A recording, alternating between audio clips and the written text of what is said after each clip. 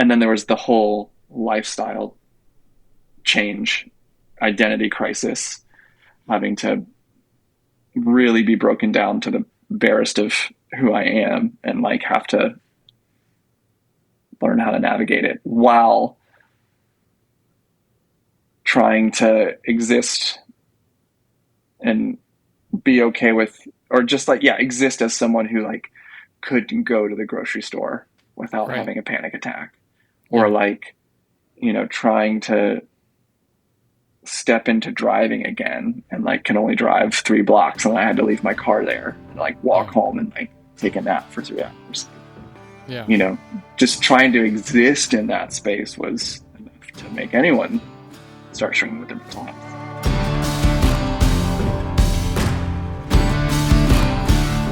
What's going on, everybody? My name is JP, and I want to welcome you to the Stable Cyclist Podcast, where we talk about bikes, life mentality, and when the occasion arises, we will deep dive into mental health.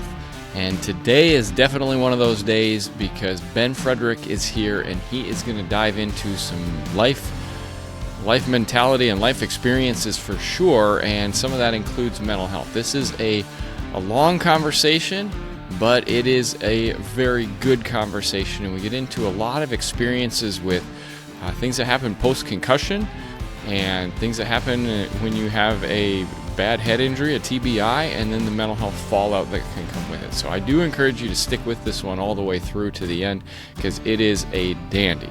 Before we get Ben into the studio, I want to remind you that the Stable Cyclist Podcast in 2026 has been sponsored, the Stable Cyclist Podcast in 2025 has been sponsored by Flow Formulas. And if you are training for a big adventure, or maybe you're just trying to train and be healthy, you want some Flow Formulas in your bottles during activity and after. You can use the code JohnPeter15 at checkout to get a discount on some of those goodies. All right, enough of all that. Let's get Ben Frederick in the studio.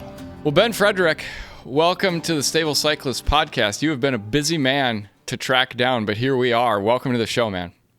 Thanks. Happy to be here. It has been a whirlwind of travel for you of late, racing Cyclocross World Cups. How jet-lagged are you right now? I'm pretty jet lagged. I'm in the phase of getting out of it where I'm trying to stay. So I came from, traveled west. So I was in Italy, Yep. fully on that time zone, which is 9 hours difference from where I am now.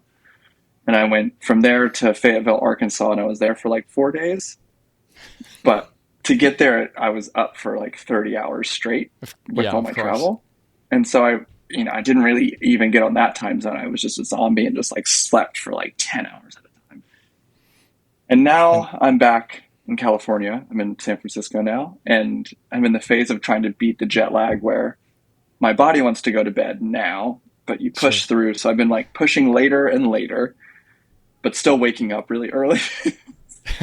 I haven't quite pushed through that like morning, but a big theme of what this season was for me is like anything uncomfortable or anything kind of awkward is a privilege. Sure. Because it's like, why am I jet lagged? Well, I just went to a World Cup in Italy and then our national championships in Fayetteville, Arkansas, and now I'm jet lagged because I got to do all that stuff. So it's a very tiny violin that I'm playing, but I am tired. For But sure. we can push through. We can do Yeah. great. We'll do great. And one of the best ways to push through is when somebody asks you to talk for 60 to 90 minutes. That's going to keep you awake. So here we go. Let's do it. So a lot of times we start out, especially if maybe our guests or our listenership, which is a lot of gravel people and mountain bike, aren't as familiar with a story. And I'll always start with how do we, kind of where are we from and how do we get into the bike? Because those are bedrock paradigms for where we're going to go with the rest of the conversation for sure. Oh, so like my origin story of bike. Yeah, absolutely. I kind of came to the bicycle a little bit late, relative to, I guess, professional cyclists that I race against. I didn't start raw. I got my first like nice bike um, going into college, and it was like a Jameis Dakar LT. It was back when all mountain was a category. Yep. And so I saw this like New World Disorder 5, and they were doing a bunch of like urban mountain biking. And I thought that sounds sick. So I got a mountain bike to just like bomb around campus on. And then a friend asked, "Hey, do you want to do this mountain bike race?" And I'm like, that sounds fun. So wearing like board shorts and skate shoes, I did the Massanutten and Hoo Ha, which is a classic. If you know, it's one of those like if you know, you know kind of situations. Sure. And just like Pavlov's dog, like I won and it was sick. So I wanted to do more mountain bike racing. So I tried harder, and then you get better, and then you win more, and et cetera, et cetera. So I try to push that without really much knowledge of training, just riding my bike a lot. And so I do both like XC dork stuff and then also play in a very tame free ride space. So me and my buddy like to make edits, and, so we just like found a cool song, would go shoot some film, put it together. So I dabbled in gravity. But as soon as we started putting a stopwatch on the gravity part of it, I got like kind of scared because hitting a tree, like my competitive nature really like fired up, and it was like, there's a lot of consequence. So I did the XC thing for a bit, and then I took a little bit of a detour onto the road. I thought I was going to be the next Joe Dombrowski. And this is when I'm like 21, 22. And I had run track in high school a little bit and was able to more or less off the couch go from running a 2:16 800 meter dash to, by the end of the season, I was doing like 1:55. Okay. For any runners out there, they're going to know that that's like, it's all to say, parents gave me some nice genetics. Yep. Which meant that with some like mountain bike strength and those like genetics, I was able to go from a 5 to a 2 in one season on the road. And then I raced at the Cat 1 level and like, professional level domestic elite for like 5 years, and then would dabble in cyclocross whenever I had a few months left of fitness before stopping and being like, well, road dream, going to do the road thing. Yeah. And then, so cyclocross was always this really kind of fun thing that I would do on the side. But when I heard about it first, I was like, guys, this looks dumb. Like, ride a mountain bike, ride a road bike. This in-between stuff is really weird. So the fact that like that ended up being the thing that I was put on the earth to do is pretty funny. Yeah. But I was always the guy who was like, I got talked to by my team directors. Hey, stop. Don't ride your road bike on trails anymore. Like, the Battenkill, Tour of the Battenkill was like the best race ever because we were riding road bikes off road. Yeah. So I've always had this like attraction to being an off-road rider. And it's just kind of funny how, this is going to make me sound so old, but like now it's called its own sport, where it's like, this is what we did. Back in Harrisonburg, we would just like search out dirt roads and gravel roads, and cyclocross bikes were just another way of getting off road, maybe a little bit more technical, or allowed you to like ride to the cool stuff off road instead of driving and riding your mountain bike. So I did a little bit of, go ahead. Where are you located at this point in the story? Are you on the East Coast? Yeah, I'm in Harrisonburg, Virginia. Okay. Yeah. Right on. Yeah. Big history of pretty big time riders that have landed there. So, yes. I mean, truly the origin story of me being interested in racing bikes was, grew up in Harrisonburg. All of a sudden this like wrapped VW Golf just starts showing up around town, and there's like a VW or a wrapped VW van. and these pro riders, Jeremiah Bishop and Sue Haywood, moved to Harrisonburg, and that got me to watch this movie called Off-Road to Athens, which follows the American riders trying to make the Olympic team. JHK, Todd Wells, Adam Craig, Jeremiah Bishop, and then Sue Haywood, and oh my gosh, kind of blanking on those names. But it was just a way for me to be like, oh, that's freaking sick. Yeah. I want to do that. Like, I really want to do that. And being young and naive, I was like, well, I'm gonna do that. So that was kind of a pathway that I shot for. So, like, mountain biking, road. And so this, I guess, let's put this in time. This is like 2008-ish. Okay. 2010, where, cross bikes and even road bikes weren't like disc brakes yet. And 29ers were like just starting to become like a thing. Yeah. So did a road thing through 2015, 14, and kind of reached a point on the road where the amount of effort it takes to be a pro road racer is a lot, and the amount of chances that you realistically get are pretty slim. But when I would just kind of like dabble in cyclocross, I was able to almost go like top 10 without and it's like, well, cyclocross also has a little bit more punk in that more or less your result's going to be pretty indicative of how good you are. Yep. Where in road racing, it's like, oh, I almost won, but I got 80th.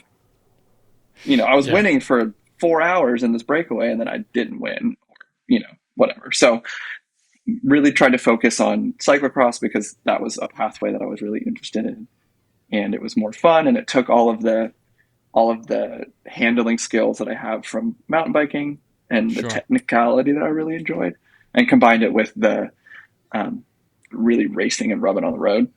Yeah. So I just loved it. So then 2016 did that kind of full time, or was going in that direction. And then this is kind of like the crux of me. I had an accident and had a traumatic brain injury. Yeah. Just kind of a freak crash, and we can go into it later if we want.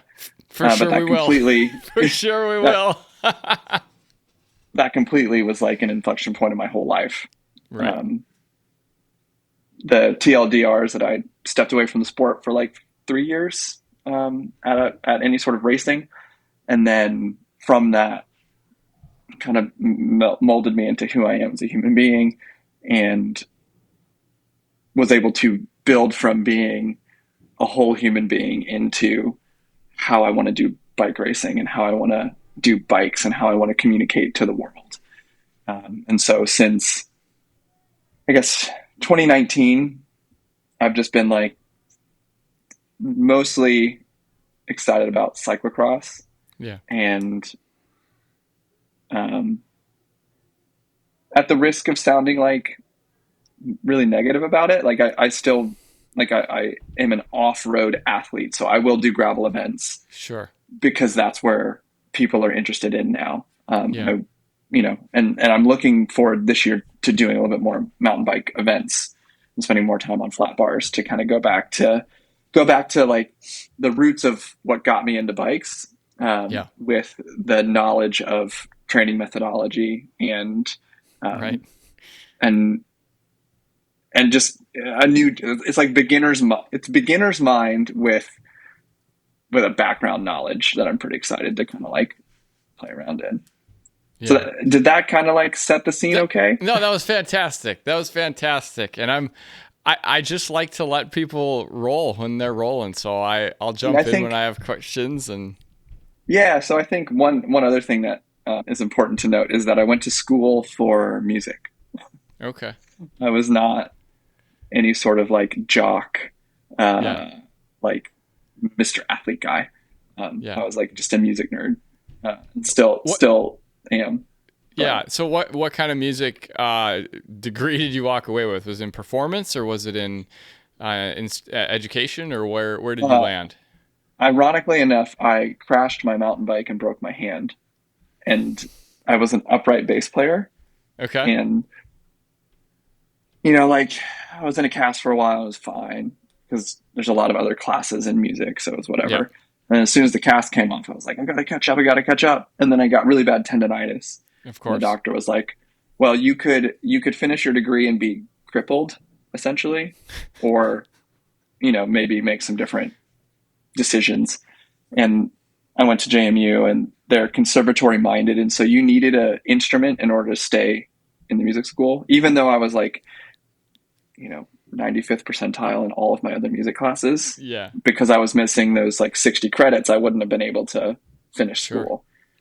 So instead of like spending 15K a year to figure out what I wanted to do with my life, I ended up leaving after my sophomore year and just starting to work, Okay. which ultimately gave me the flexibility to. I traded all of my music gear. I wanted to be a Of course. producer. Of course. Yeah. Yeah. I wanted to be a producer, and then I had also Yep. this realization of like, I live in Harrisonburg, Virginia. I don't really want to move to Nashville, New York, or LA. Yeah. And this was like right at the precipice of like, like the dream would have been to work in a studio as a Yep. producer. Yeah. But I also like made an album on my MacBook that had 2 Yep. gigs of RAM. Yeah. And so all of a sudden it was like, well, all the old heads they're not going to leave their studio positions anymore because they're scared of like, the change that's coming. And if I really wanted to do the music thing, I could just do it from my house. Yes. Yes. That said, also at that time, it was like, I, I just spent 2 years of my life, like 8 hours a day in a practice room or a rehearsal hall. And outside is cool. Like, having the Yeah. friends Yeah. who would take me out on the mountain bike rides was like, oh, this is good. And I was getting a lot of positive reinforcement from that. So it was going to be music industry, Okay. but Awesome. you know, Yeah. getting outside a lot more, which I think Yeah. That's okay too. obviously suits me. And even what it takes to be in the music industry is like a lot of late nights, a lot Yeah. of hustle, a lot of gigs. And I Yep. just really wasn't super into, even though I was like in a bunch of bands, like I didn't love gig culture. Yeah. Um, Yeah. so, It's hard. I spent 15 years doing music. oh, cool. And so I like totally understand what you're saying. And I always tell people like I loved more than anything the 60 to 90 minutes we were on stage or whatever amount of time we were on stage. I didn't mind the travel because I got to be doing something, but I hated the time between like sound check and the show where we're not doing anything. And it was such a grind. And that's where you would think about like, I have kids at home or I have a wife at home and I'm just sitting here doing nothing right now. And it drove me nuts. Mm-hmm. Yeah. And eventually it was why I was just like, I don't want to do this anymore. As fun as that 1 hour is, it's not worth it for everything else that comes with it. So Yeah. That's kind of like broad strokes me. yeah. So I want to dig in. There's a lot I want to dig into there, but I want to start by you move into the workforce and you said by 2016 you're racing full time. What does that transition actually look like from going just like a guy who likes racing a lot, who kind of spies, Jeremiah Bishop's VW to be like, that's cool, to being to the point where you're able to do it full time? Because I think Yeah. that's always such a fascinating transition for people.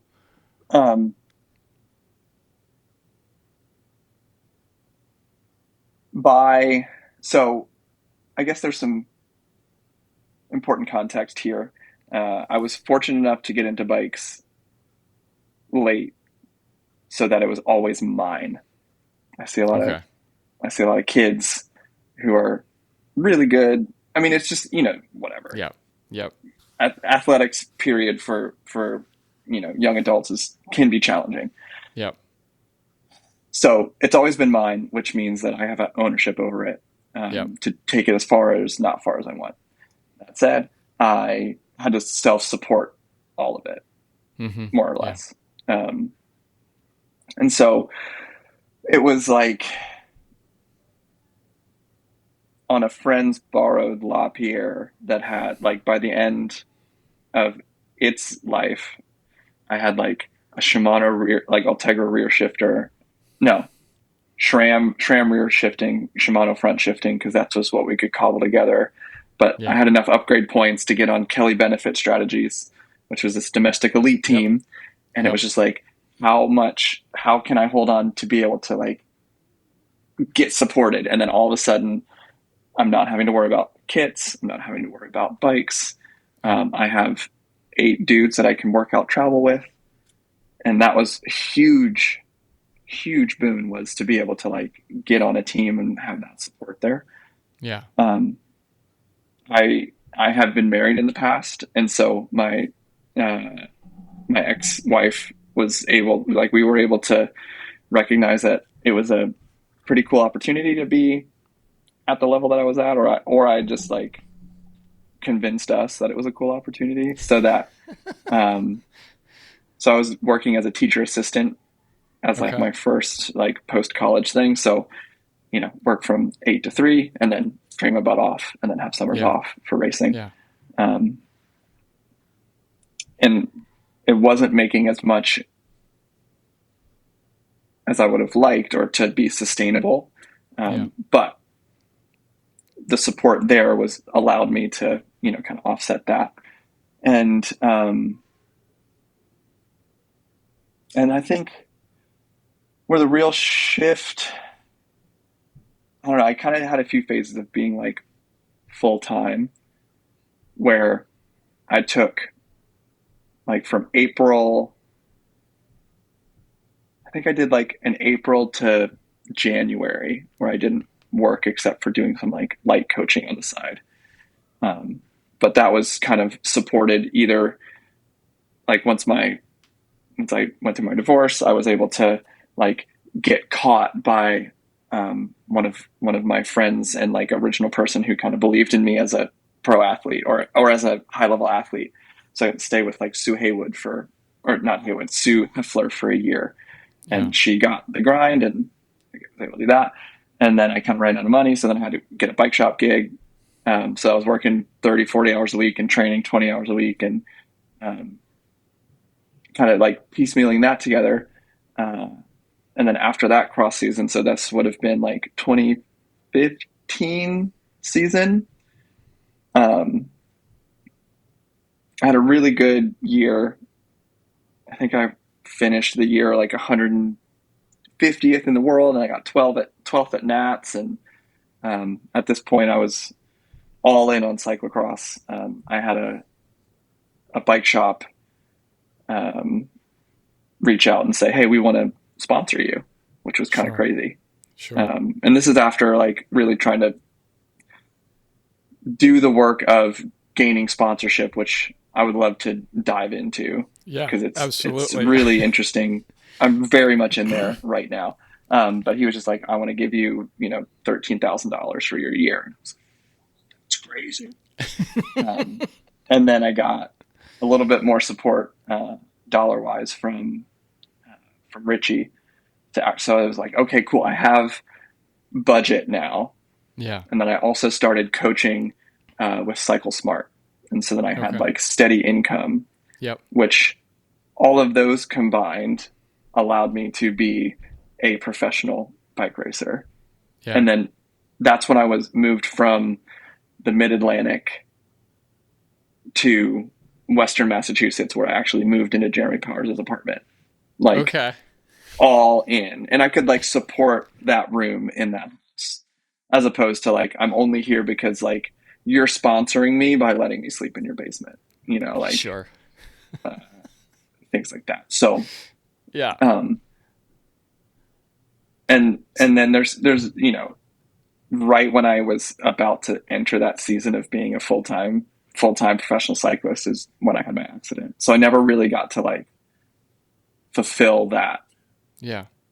I Yeah. am pro, even though I would consider myself a pro now, even though Sure. Yep. I'm very much not making a living by pedaling bikes. Sure. Let's talk about the accident. And I think when I reached out to you originally, I'm like, I think we have like some commonalities here. Cause I had a real bad accident 2 years ago that took over a year to move through. So I will be a very empathetic listener to you in this. And then, the mental health piece that comes into it too. And I don't know if I mentioned to you or not, but I have bipolar disorder, which definitely complicated the recovery from such a bad accident. So tell me about for you what happened and kind of, yeah, just take it away. And I'll interrupt you when I have questions that I want Please. to ask. Yeah. I'll go ahead and shamelessly plug a YouTube video that I made about this. Mm-hmm. So It's if really you go good. to, you can YouTube Google Small Monsters Project or Ben Frederick. I'll have it in the description of the show too, whether it's on It's also audio or on our linked in the video show feed. notes. Yeah. John's Yep. such a pro. And with that one, it adds some visual to the feelings that I was going through, which I think is pretty important because it's kind of it's a very nebulous thing. Yes. So the very clinical version of what happened is that I was on a training ride and I just fell over in soft sand. Very freak, just like would have been hilarious if I was with my homies. Like, how, dude, Sure. you're really good at bikes. You just really right there.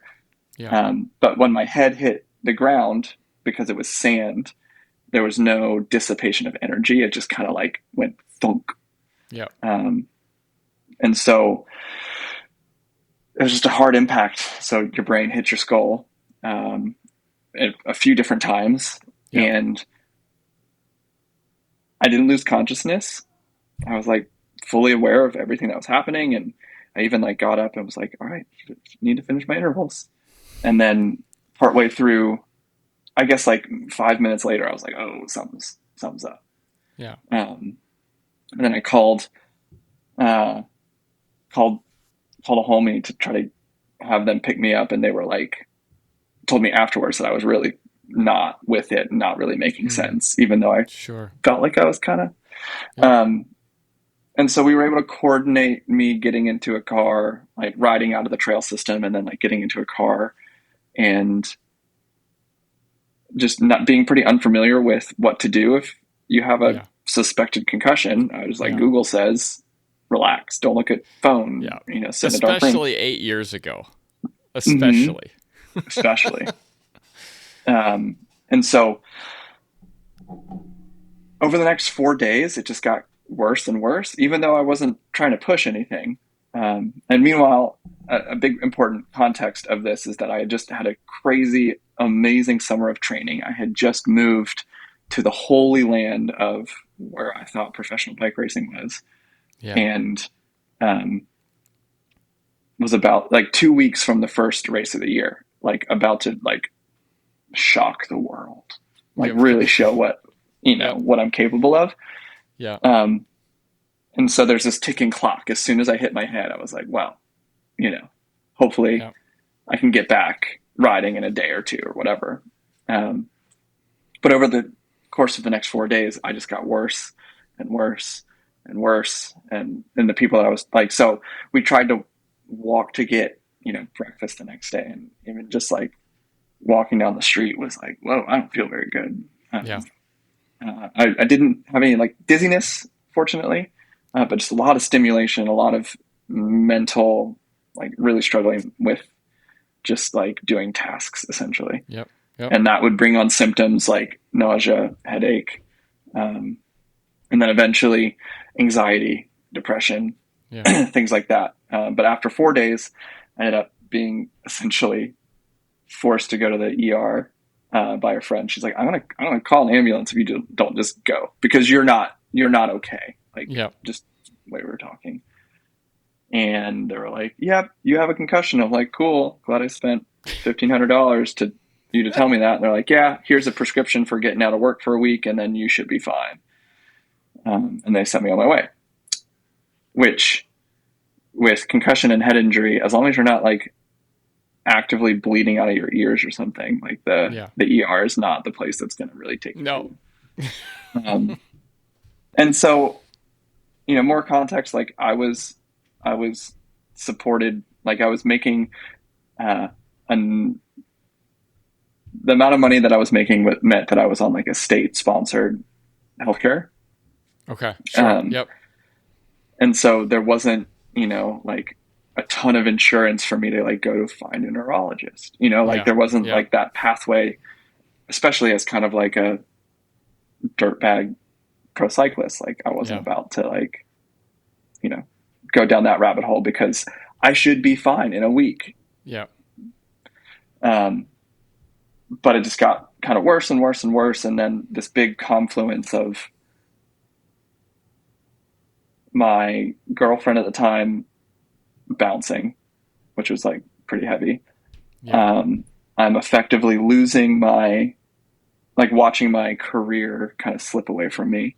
Yeah. And living 700 miles away from like my support structure, because I had like moved there only 2 weeks or 2 months before. Yeah. Just it really turned up.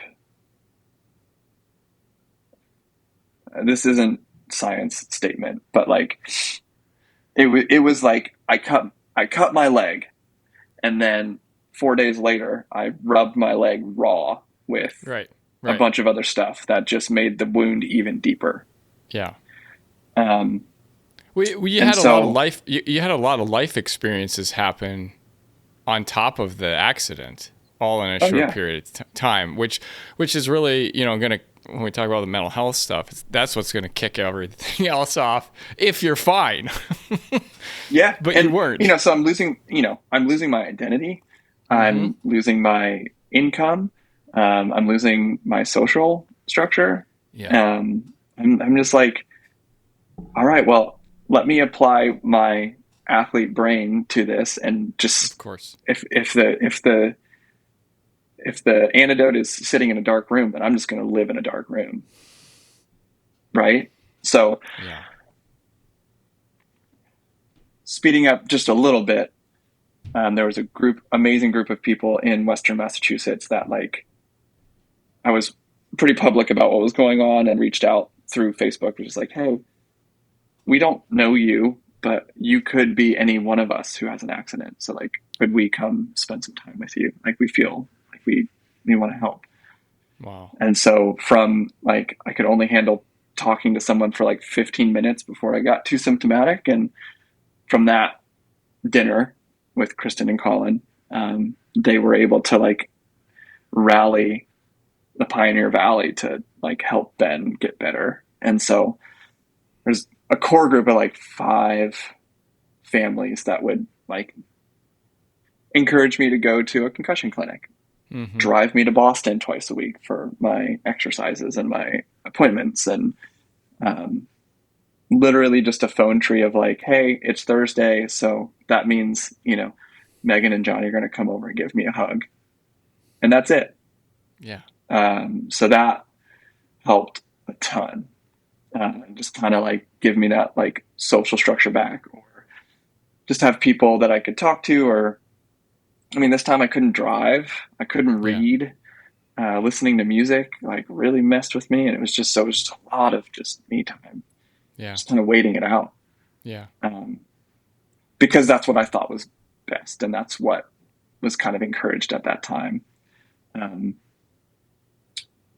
then there's also the mental health component that happened, where there's physical changes to my brain from the actual like impact. There's chemical changes to my brain because of the chemical fallout that happens when your brain has an injury. And then also losing 20 to 30 hours a week of dopamine, and a thing that I'm working on and, like building, and the sense of accomplishment that comes from that. So that's just like the chemical, physical stuff that was stacked against me. And then there was the whole lifestyle change, identity crisis. having to really be broken down to the barest of who I am and like have to learn how to navigate it while trying to exist and be okay with, or just like, yeah, exist as someone who like could go to the grocery store without having a panic attack, or like, you know, trying to step into driving again and like can only drive 3 blocks and I had to leave my car there and like walk home and like take a nap for 3 hours. Like, you know, just trying to exist in that space was enough to make anyone start struggling with their mental health. Yeah. Go ahead. What you mentioned these angels essentially who just descended into your life, and I think that says a lot about like, are we paying attention to anybody in our community essentially?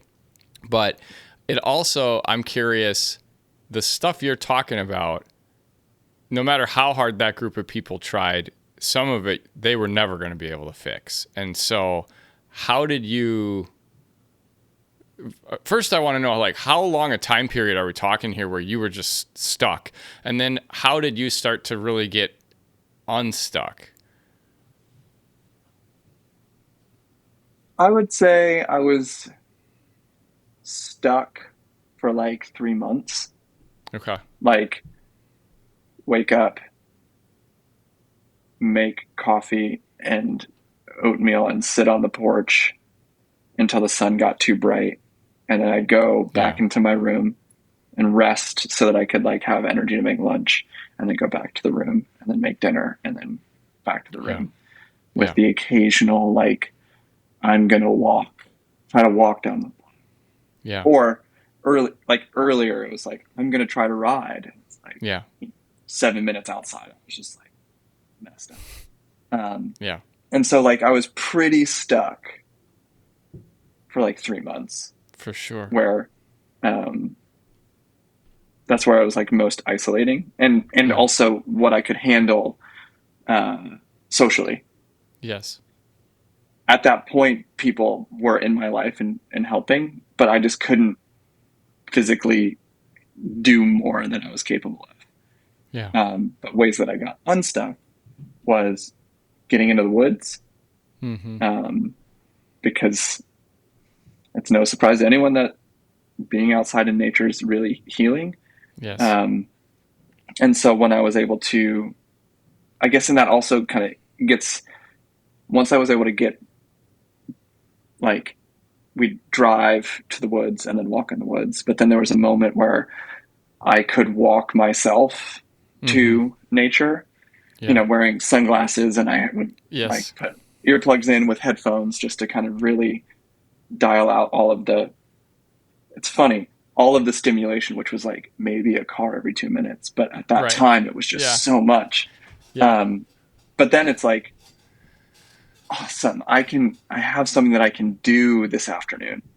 If I like take care of myself, I can go here. And that sense of independence started the unsticking. And then I guess, like, you know, 4 months in, I'm like able to go on group hikes. I'm able to have a standing weekly dinner with one of those couples, and which lasts longer and longer.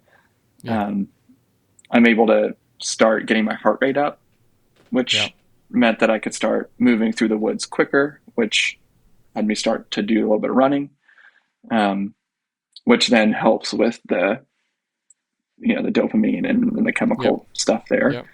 But it's important to know that after about 3 weeks, when I finally accepted that I was messed up and I was going to act like I was messed up, it was like, the bike is not something that I'm really having in my life anymore.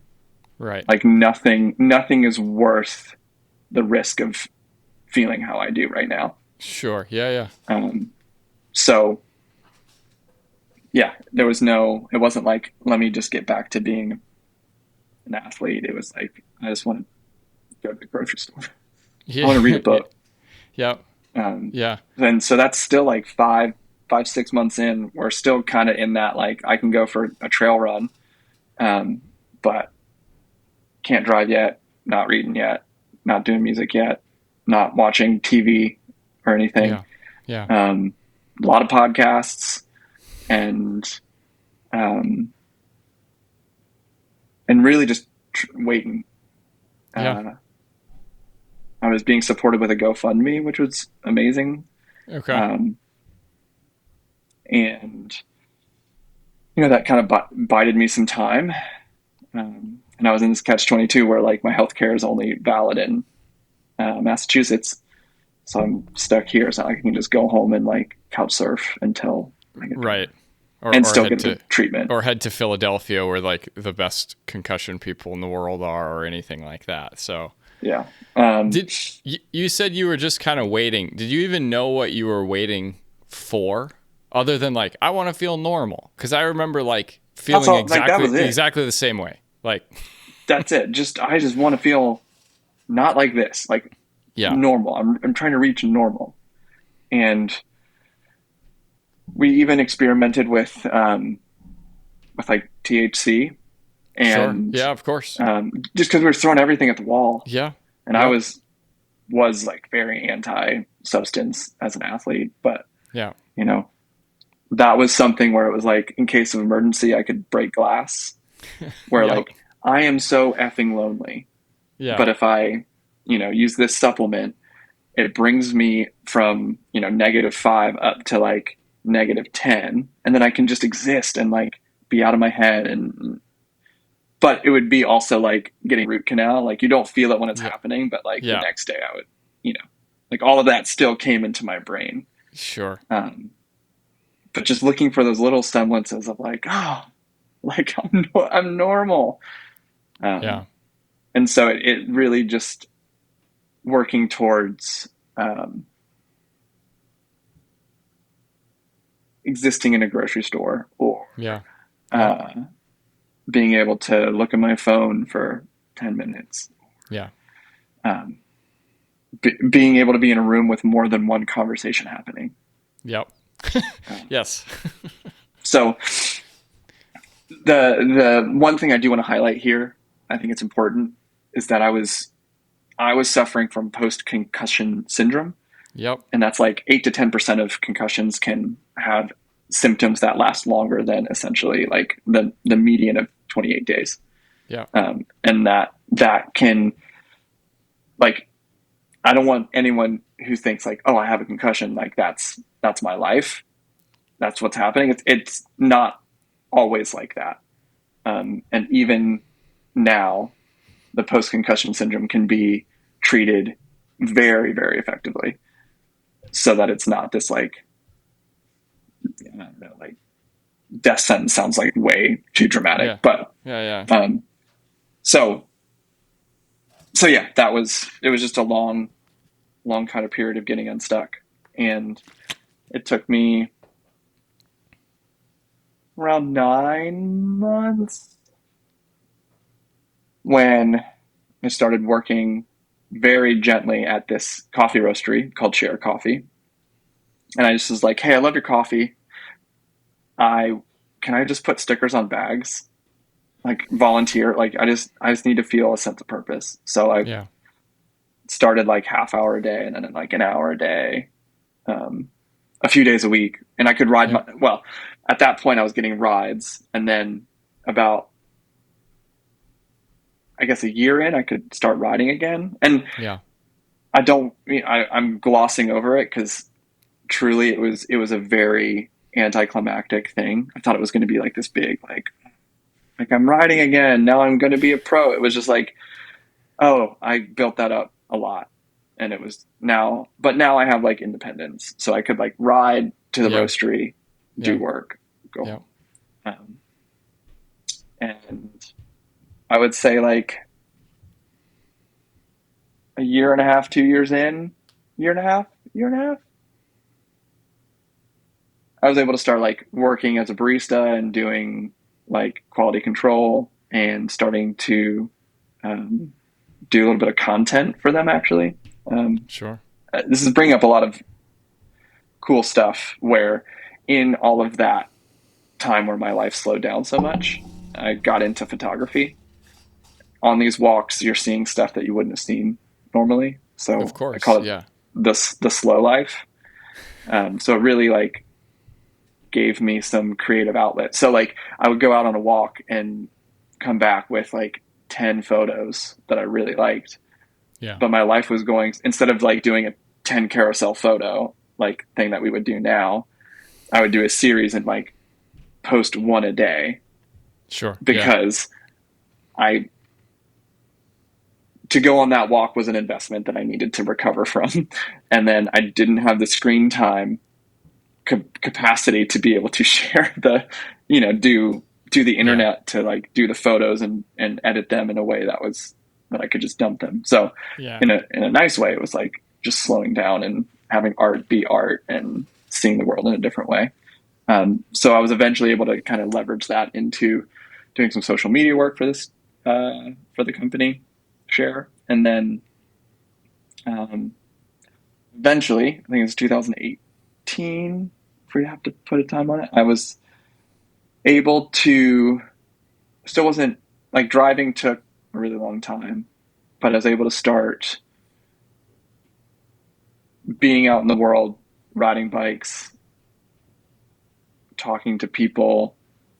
And I really felt a passion about trying to tell my story because I didn't want people to feel so alone in it. Yeah. I was still very deep in it in hindsight.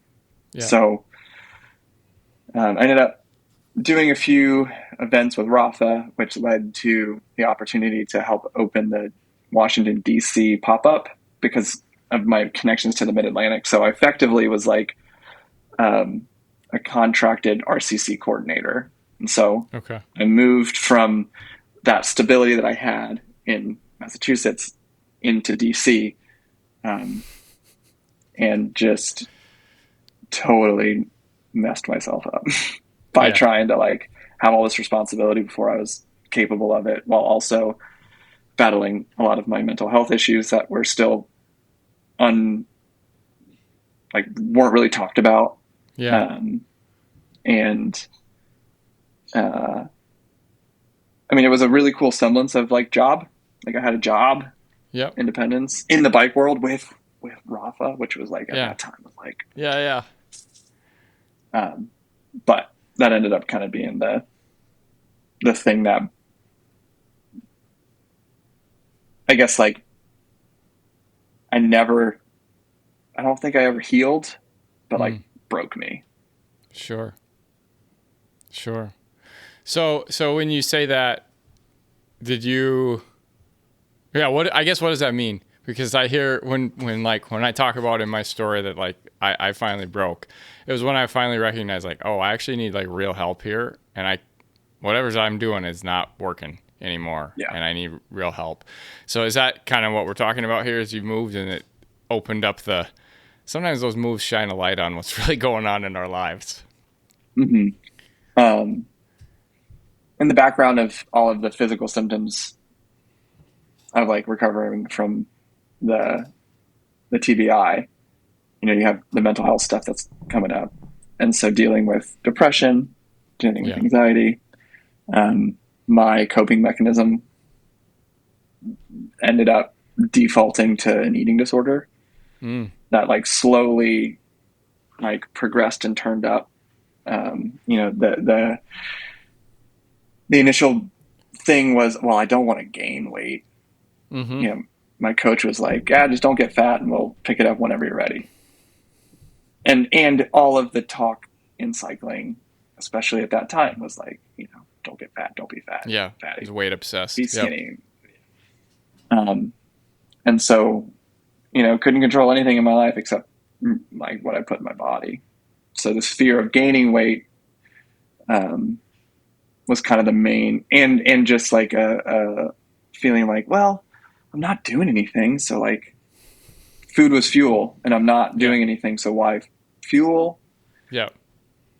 Was the initial, like, I guess, foot in the door for it. And then it turns into this like sense of control. it's really messed up, but like it can, you know, if you do it right, you're getting away with stuff which triggers dopamine and serotonin. Yep. There's, so it's like this control thing. And then it got me, I still, and from there and still struggle with, what's it called? Body dysmorphia. Yep. So I didn't quite see it as it was happening. And it happened over the course of, I guess like 2 years, but I went from like being like 165 to ending up like 125. Oh, wow. That's a big jump. It's a big jump. But then all of a sudden I started having this aesthetic of, you know, the Grand Tour rider that I always wanted to be, or like but I was slow as shit. You know, I wasn't, but you know, especially, and then like being in Rafa and like all of that kind of stuff only fed the fire of the monster that I was kind of dealing with. Of course. And then it got to the point where like there was no control. I wasn't controlling anything anymore. It was controlling me, and I was just hanging on for dear life.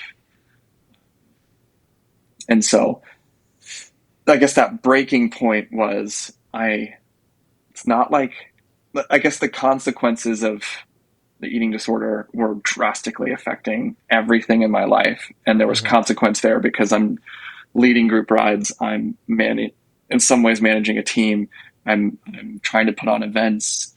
And I just couldn't do it. I was even like, you know, not the first person who has something like this happen, but like I was offered the job. Hey, we want to bring you out of contract and like give you the job as RCC coordinator of this one of 8 clubhouses. Yes. That you helped start. You're like what you were, a lot of ways, like that is my job. And I had to turn it down, and 2 days later, like, was entered into a rehab facility. Like it was like I got the job offer when I was absolutely at my lowest. Yeah. And so like that's kind of like the second phase of my recovery story. Yeah. Where I ended up going to back up to Massachusetts. They have an amazing program called the Walden Behavioral Care Center. I can't remember quite how I got like recommended to go there. But essentially like I got into a point where I told my really good friend, mentor, kind of like stand-in mom, like, I can't do it anymore. Yeah. I can't make the call. I can't do but if you just like put me on a plane, fine, I give up. And so that's where we ended up going. And I didn't think I was that bad. Of course you don't think. Of course not. Yeah. But when I went to get checked in at this facility, I was so bradycardic, your heart rate is really low, really depressed, that they like sent me straight to the ER to monitor me overnight, because they're like, whoa, this is like really intense.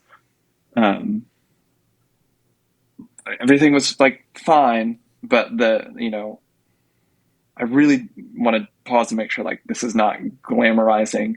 This is not the point where you should get help if you're experiencing these things. Like I'm telling the story because it was horrific. It was the lowest of the low. And I wish I had gotten help for myself. I wish I had advocated for myself to myself sooner. Yeah. But like you don't need to apologize, man. It's your story. And so like, I know, I just want to make sure that like, like eating disorders Yeah. and mental health stuff is like it's a pretty fraught topic, and there's a lot Yep. of comparative, and well, I'm not that bad, so Yeah. why, I wouldn't, Yeah. I'm not reaching out yet. Yeah. Um, so I mean, my low was they have the EKG machine like kept like alarming.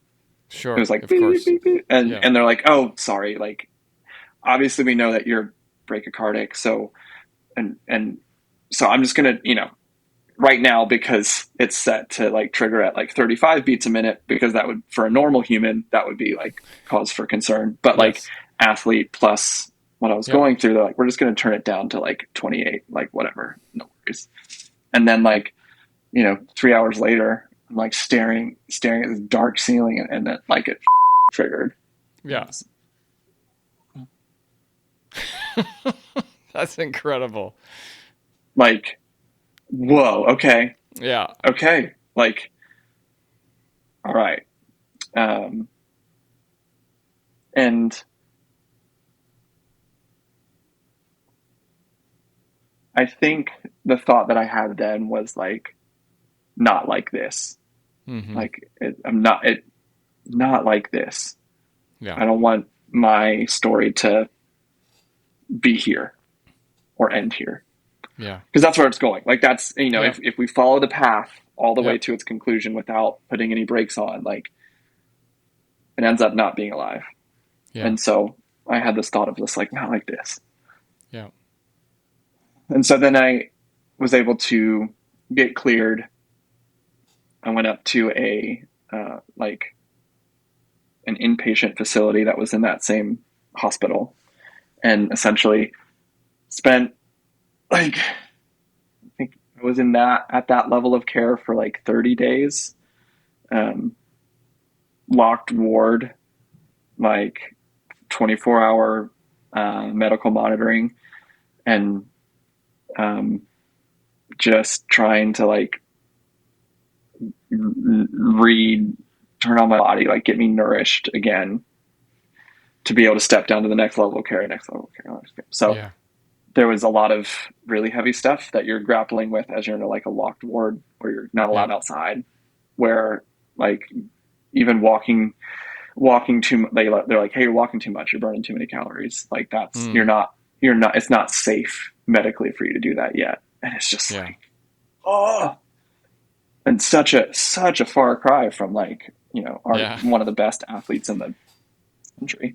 Yeah. Um, but through that process, it's just a forced reckoning Yeah. of who you are and what you want to be. And the shift that my personal doctor, he's like, well, you're an athlete. I work with athletes. Let's athlete this. Like, let's use it. Yeah. So glossing over kind of a lot, but it was like a 4-month step down from emergency room to I'm able to live on my own and do like a day program, like half day program, and then eventually just kind of do maintenance therapy sessions once a week with a group session on like once a week as well. Yep. So I went from like 124 was my low, was able to get up to like almost 180 Okay. through a shit ton of hard work, and Yeah. like you're fighting everything to get there. Yep. And so being able to be a human in society was amazing. Having Yep. that like complete breakdown to zero and then living in a very controlled environment helped heal a lot of what was left to heal with my brain, along with like nutrients to it that it wasn't Of getting. course. Yep. And so that was a really big moment, because I was able to start reading again when I was in treatment. Yeah. I was able to like start playing music. Like I had a guitar, so I was able to like play music. Yeah. That was really amazing. And I could like affect other people. It wasn't about me. It was like I could support other people going through their journeys that I so viscerally understood. Yeah. And so that led to, I got a job working at Whole Foods, our grocery store, where that was like one of my biggest bosses that I couldn't defeat with Yeah. my head injury. Yeah. And also it was a scary place as someone with an eating disorder. And yet that's where I Yes. that's where I landed. Yeah. And I worked in the Whole Foods hierarchy for almost 3 years after that. And bikes aren't a thing really. Like I started riding again, Yep. but they were being very careful about, not wanting to trigger any Sure. any behaviors. Yep. Though at no point in my, I guess, battle with the mental health, like the bike wasn't the thing that I was like, well, I need to like burn these calories. Like it wasn't riding the bike wasn't necessarily behavior. So fortunately for me, getting back on the bike wasn't as hard as it could have been. Which then led me to feeling like I could race, which was always the danger. Like you don't want to re-injure and there's more variables to account for when you race. Yeah. But I wanted to kind of like decide if I wanted to race again on my terms, not by a perception that I couldn't. And so then I started racing again. And meanwhile, like I'm not on the internet. I'm not like it's just the people in my life. And so I'm racing because I want to race. I'm riding my bike because I want to ride my bike, and no one knows about it except for the people that were at the race. And I'm not doing great. Yeah. Of course. Took, 4 years off of training. Yeah. But it didn't matter. It was just like, and that kind of got me to a point of the realization that like, I am a bike racer. I love the act of the singularity of the purpose of going around in circles fast, because it just gets rid of everything else. Yeah. And so any sort of riding a bike outside of that for me just turned into like the thing that's going to allow me to race, as opposed to like, I'm seeking adventure. It just didn't really like, I tried doing that and it didn't really like, it didn't really fill me up like doing, 2 by 15 minutes at threshold. Yeah. Because that was a step towards playing bikes at the local 1, 2, 3 level. It's not like, again, no dreams of grandeur. It was just existing. And then like when it got cold in winter, like stopped riding and I started rock climbing. Like it was just turned into a very holistic existence. Where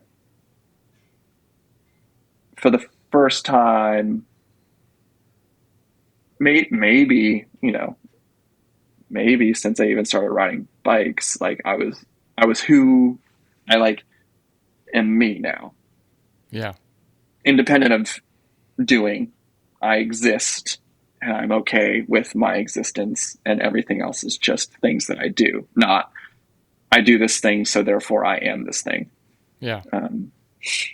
And so it was a really cool phase of like 2 years of just like, it's like, what's a good analogy? It's like some sort of robot like gets a human body for the first time. They're like, well, this is kind of cool. Like, I can, let me see what it's like to just go to the movies at 10 p.m. because I decided that I want to. Because I can. Or, I got really into roller skating, like roller dance, like roll bounce roller skating. And like I would drive an hour and a half each way once a week to go to this one rink down in Connecticut, because on their adult night, like all the good people showed up. Like, and just to live in that semblance of freedom where once I started like trying to chase bikes, everything was bikes and how can I bikes? Or how can I make money to then bikes? Yeah. And for like 2 years, I got to like have enough money to where I could live and I could spend that money however I wanted, which is kind of cool. Yeah. And there was I wasn't beholden to anyone or anything but myself. How do you then move beyond that into Because I know exactly what you're talking about. I went, especially post accident, post recovery. I remember being very content to like never race my bike again, and also B, like I'm just gonna go find whatever time of year adventure it is. And so like it's winter right now, so that meant a lot of snowshoeing and doing winter stuff. And then in the summer it was okay, well, we're gonna ride bike a lot, but that's just because what we do. And Yeah. so I know how I crossed that threshold back into I think I need to go race again. Mm-hmm. But I want to hear what moved the needle for you to move you back into like, not only am I going to do this, I'm actually going to go do it better than I ever have before. Um, in 2019, I was working 40 hours a week plus on my feet at Whole Foods, riding just enough so that I could like race Yeah. medium competitively, Yeah. like getting back in the top 10 of UCI racing. And at this time, there was multiple weekends where there were multiple races in a weekend. Yeah. That hasn't been the case since the pandemic. So I was able to like do some races where like I got on the podium at some UCI races, riding a single speed canny, a steel canny single speed on parts that I had, like on my gear that I had gotten for my pro season 3 years ago. Like I still had that and I didn't have money to replace it. So I was like riding it. Yeah. And so like, that was just fun, but there was no dreams of being a pro. And then I was still in Massachusetts and met this girl who also rode for the clothing company Or Not. We really hit it off. She was in Boulder. I moved to Boulder and in February of 2020, and then the world shut down March of 2020. Yeah. And so I was working at the Whole Foods there, piloting the Amazon Prime Now 2-hour delivery program, which was just kind of crazy because all the world wanted was 2-hour delivery. And so I went from a 60-person team that I was supervising to a 180-person team, and having to go to work at 4 a.m. to noon, and then like 1:30 to 9:30 p.m. the next day, and just like, so all to say, pro bike racing wasn't really in the cards. Yeah. But I loved being in Boulder. I loved being around other high performers. But then I was able to transition from Whole Foods into working for Or Not, doing customer service. So all of a sudden I have weekends, which was like pretty foreign because since I got out of treatment and got my job, it was always like 2 weeks at a time was my life. Yeah. Yeah.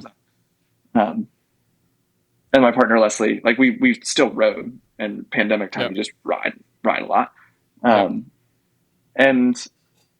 then it was announced that this is where we're like answering the question of what's that transition like? Yep. There was going to be 3 World Cup races in the US for cyclocross. Yes. And I had this thought of like, what if I try? What if I make it? I know that past Ben would kill for the opportunity. So there was a sense of obligation to myself to like entertain the idea. But if I was going to go for it, I wanted to do it differently.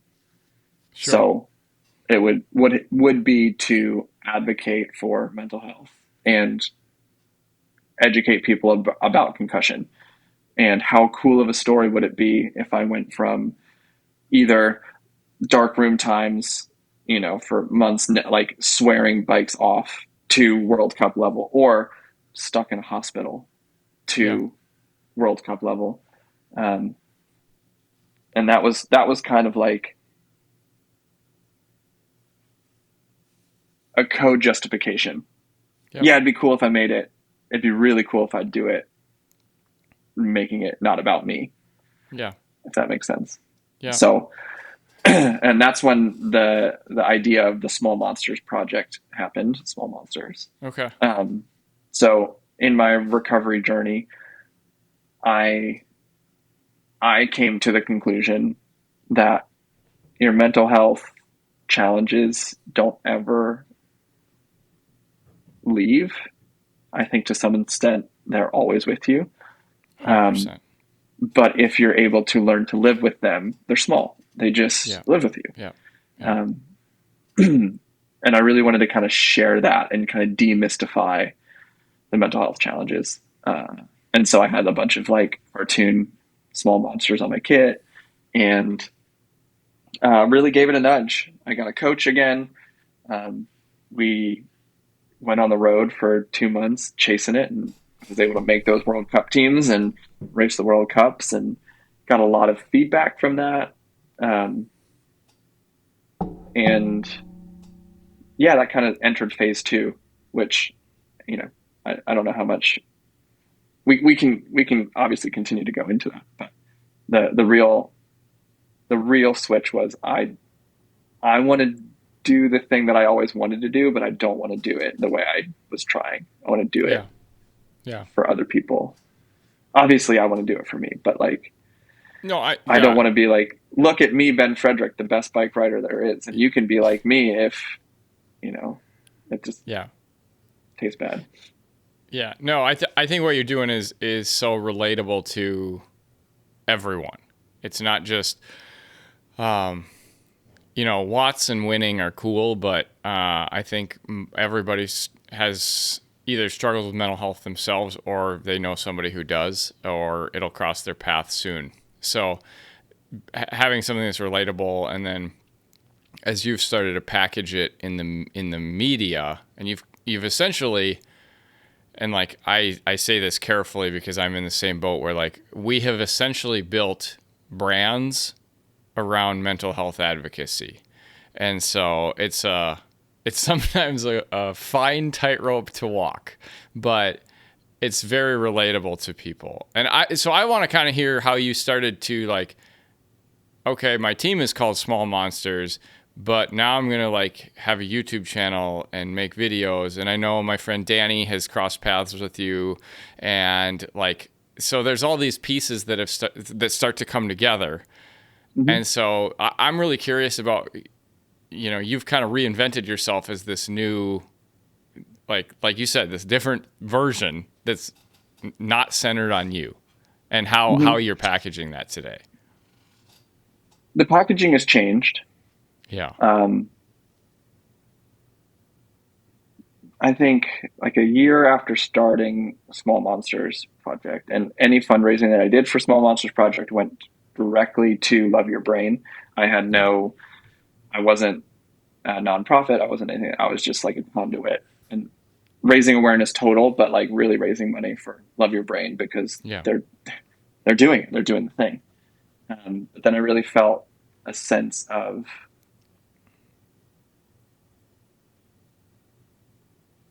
the world is a crazy place. So I was working in our showroom in SF. I had moved to SF, San Francisco at this point in the story. Yep. And a guy just kind of walks in to like pop his head in. Curious. He was like, I was doing some research, and you guys are 1% for the planet and do some donations. And I'm curious if you have any interest in doing nonprofit thing's, but having a parent nonprofit to kind of cover you. So like fiscally sponsored nonprofit. Sure. Yep. I was like, well, we are interested, but I'm very interested. Yeah. Because I was feeling torn of like, a sense of, I want to do this thing to the best of my ability because that's kind of how I operate through life, but not really wanting to get mired in all of the headache that is running a nonprofit. So this guy who walked down the street randomly got me hooked up with the Social Good Fund, and their nonprofit work is to sponsor projects so that I can operate as a nonprofit, but not get held back by a lot of the things that starting nonprofits can. Yeah. And I really, really wanted to do it full time. because to do it right, I felt like I needed to devote a lot of time to it. But I also need to support myself and my partner, like be an equal partner in things. Yeah. So I ended up going like part-time at work and really trying to make the nonprofit side of things as a, project director, to see if it could be something that was sustainable for me to be able to do at a level where I could have even more impact, but still support myself. And ultimately it was too much for everything that I was doing. And so I ended up going back full time. And so the amount of advocacy that I was doing in that first year was a ton. It was like doing a ton of fundraising, a couple charity rides, and then realized that I was like sacrificing my own mental health because it just felt like a lot of rejection and failure and not doing well enough. And then I'm not able to make ends meet. And so I ended up having to kind of step back of how much of the advocacy I was still advocating and I was still talking about it, but the actual nuts and bolts of like running the thing kind of got to be a little much. And so last year was a little bit of a down year for that. And then this year I really wanted to focus on trying to have a more, my outreach ended up trying to be that video that I put out. Where it's like it's a resource that people can look at and maybe get their foot in the door to like go down the YouTube rabbit hole of recovery. And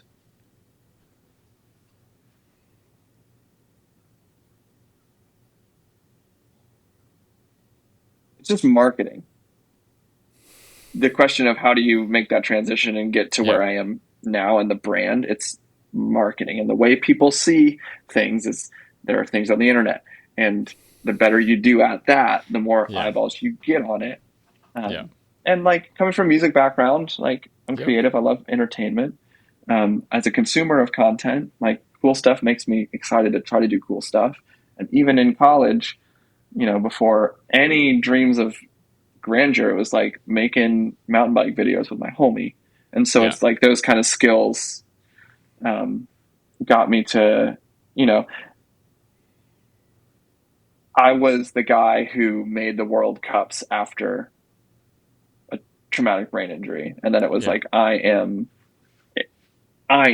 Small Monsters Project. We are going to change the world. And then I've been in this little bit of a transition period where, getting hooked up with Danny, also on the pod. Look it up. It's a good episode. Where, I mean, if someone was like, you were just looking for a justification to like put your face on the internet by using your story. And I was like, well, I do think my story is cool. And I do think people can vibe with it. I had this crazy idea to try to go to Europe, which is something I always wanted to do as a kid. Justifying it in the way of like, well, I'm not going there now to get a result. I'm just trying to like not get left. And that in itself is a pretty fun story.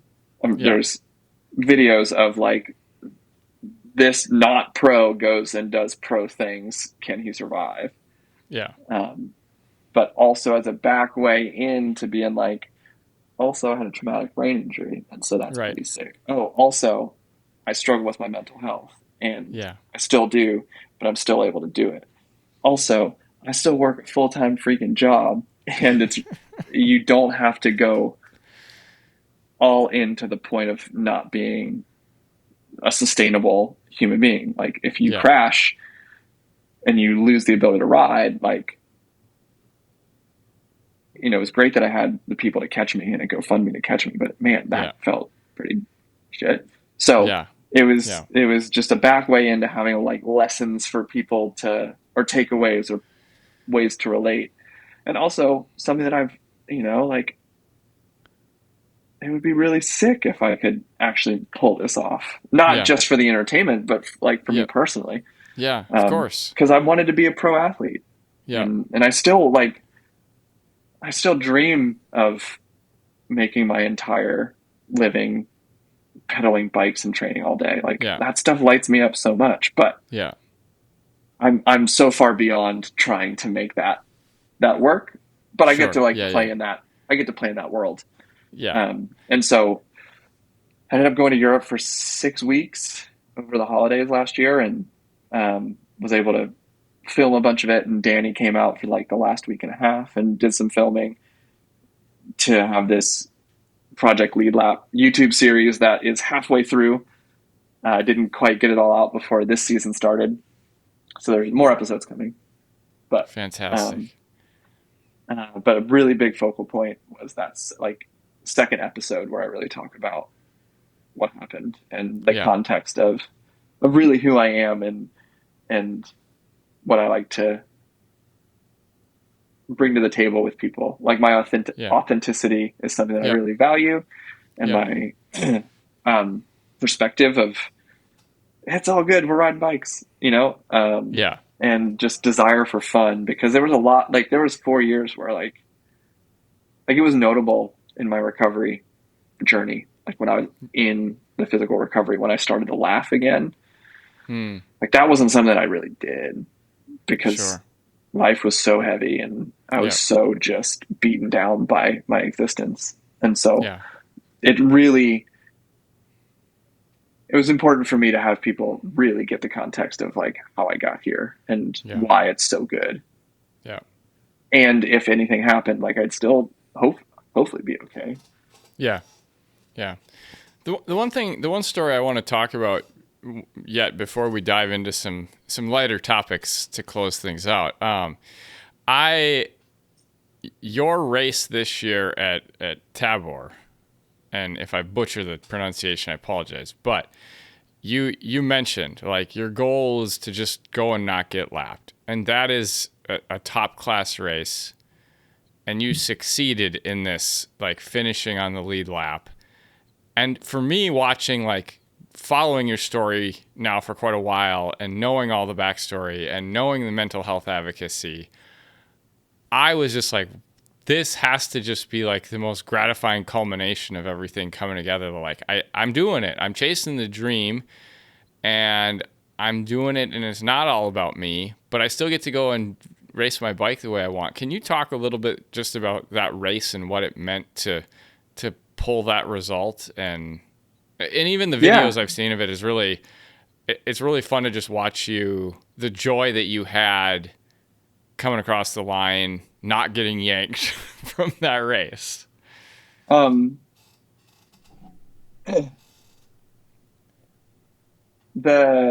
It's funny that you phrased it like that. Like my whole goal going to Tábor was to not get lapped. When I went to Europe last year for Project Lead Lap, I got lapped a ton, like 2 laps down, 3 laps down, like when I was sick. Yeah. So like I had I had let that go. Like it was hard. It was hard to go with this goal that you shout about having and then not, I was able to finish lead lap in Dublin, which was really, really cool. Yeah. But that was just like the smallest part of this huge trip that I just kept failing and failing and failing and failing. Yeah. In air quotes for the people who are not watching the video. Yeah. Failing at the thing. So then it comes to this year, where everyone's like, you're going back to Europe. And I'm like, I don't have the only way last year worked was a Kickstarter. I'm not about to Kickstarter again. Yeah. And I just can't, I don't know. That was a once in a lifetime thing. And maybe it's just, that's it. It was once in a lifetime trip. Once, not twice in a lifetime. So yeah. I had just done the Pan Am Continental Championships and had a good ride. And then I was in Boulder like the Monday after. And as I land in Denver, I get this email that says, hey, congratulations. We're so excited that you've been selected for the World Cup in Tábor and Flamanville. And I was like, that's really interesting because I didn't petition to be on the team for those World Cups. Yeah. For those who don't know, you can't just do a World Cup. You have to be selected by your federation. Yeah. And there's a qualification procedure, and there's only a certain amount of spots.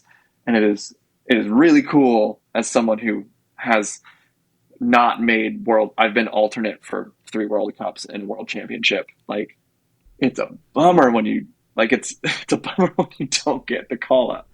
Yeah.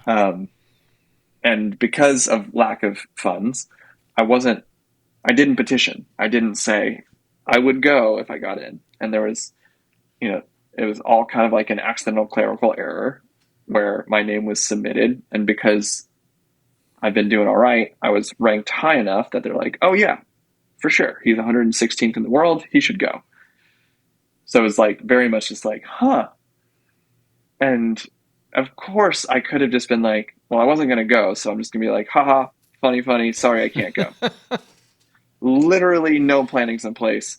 No training is in place. Like I have a completely different, like, it's the busiest time of year for work at Ornat, which is a cycling clothing brand. And it's the holiday times. So it's just Black Friday madness. And after missing Black Friday last year, because I was doing this trip, I was like, guys, don't worry, back. I'm going to be here. And I get this email and I'm like, well, heck. And it's in 11 days or whatever that I get this email. So I should have just said, I don't think should. I did exactly what I should have done. But I could have said no. But then you're like, well, that could be kind of cool. Tábor is a classic. Yeah. It's it's like, it's just a classic venue. I've been watching races there for 11 years. And it's like iconicized by the greatest scene ever in Beyond the Barriers, where J Pow encounters some locals who have had a few too many. So that's all I can ever think of when I hear that city's name. So anyway, proceed. Right. So I've been watching races there. Powers goes there for a few years and films it. And basically everyone was like, dude, just do it. Just do it. Yeah. It's just money.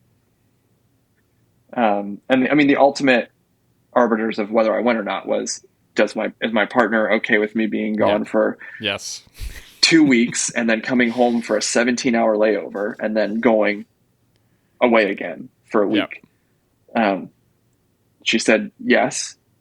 And then work said, if you want to go, you should go, which I do not take for granted at all, because we're a big enough team and we do enough stuff that it was a stress on the company for me to not be at work. And ultimately, like, I'm supported by my sponsors and partners, so that up until that point in the year, I didn't have to spend my own money to do bike racing. And I also work very hard for my living, so that, I didn't pay cash for it, but like, put it on the credit card. This is future Ben's problem, but let's go to the Czech Republic. Yeah. In 5 days. 5 days. Let's go. Let's just go. So, and then I had friends there who I had traveled with before that were like, we stay with us. We have a big van. You just get here and we'll just make it happen, which was huge, huge. Going into the race, it was such an opportunity that I didn't expect to have. So I had no expectations going in. And one of the big things that is a theme for this year, besides like the privilege of all of the like side effects of being a bike racer, is just to honor the moment, honor the occasion with your effort. Yeah. And I just stayed there. So for the race, it was like, what's your goal for the race? With every pedal stroke that I have, or every, just to do my very best, because work let me be here Yeah. because there's going to be people watching for my yellow helmet on the TV because Wesley said I could like keep doing this shit. Yeah. I'm 36 years old, man. Like Yeah. it is no small sacrifice for a lot of people. Yeah. And to honor myself for my Yeah. journey, Yeah. for not only the work that I've put in specifically this year, but for the past 4 years, for my past journey on this planet, and for all of the shit that I've put myself Yep. through with the Yep. TBI. So it's just Yep. very much of just like a distilled, like, honor the moment, go as hard as you can, start to finish, even if it's not fast, you know? Yep. And so that's what I did. And I was having a pretty good ride, despite like all the chaos. Like I went through the start finish, like something like 56 seconds down on the leader after lap one. And like, if you do the math, you're like, ooh, that's, and We're gonna because run there out was of like, time. Yeah. because there was like a crash in the first corner that like Yeah. I'm, 40 wheels back, but it's still, whatever. Yeah. But I just put my head down and like, there's a few climbs on the course and it's just like literally pedal as hard as you can. Yeah. And then you'll go downhill and then you just sell out. And that was the race. That's all I did. And all of a sudden, like the bell's ringing Yeah. and I'm going to make lead. Like what? Yeah. So another really cool thing about being that close to getting lapped, like it wasn't like they were coming. People were lined the start finish line, banging the boards for the leaders who are about to finish. But you have this, I had the opportunity to have this like grandstand reception for like lead lap. It was so sick. And so yeah, just the just going down that start finish line, just laughing to myself, like out loud, that I can't like you last year was all about this thing. Yeah.